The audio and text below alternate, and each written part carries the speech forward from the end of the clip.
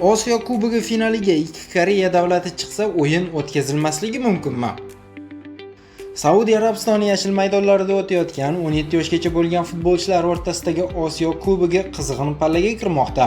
Kecha musobaqaning chorak final bosqichi yakunlandi.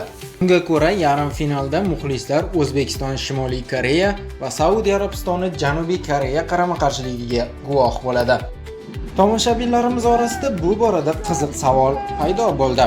Agar ikki Koreya terma jamoasi Osiyo Kubogi finaliga chiqsa, ushbu o'yin siyosiy sabab tufayli o'tkazilmasligi mumkinmi?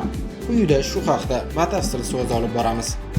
Agar ikki tomon guruh bosqichida yoki finalgacha yetib kelsa, o'zaro o'yin avtomatik tarzda tashkil etiladi. Bu holatda siyosiy muammolar sababli o'yinni bekor qilish holati kamdan kam ro'y beradi. Odatda neytral maydon tanlanadi yoki xavfsizlik choralarini kuchaytirish orqali o'yin o'tkaziladi. Shu bois 17 yoshgacha bo'lgan futbolchilar o'rtasidagi Osiyo Kubogi finalida Janubiy Koreya va Shimoliy Koreya to'qnash kelishi mumkin. Bu faqatgina har ikki jamoaning natijalariga bog'liq.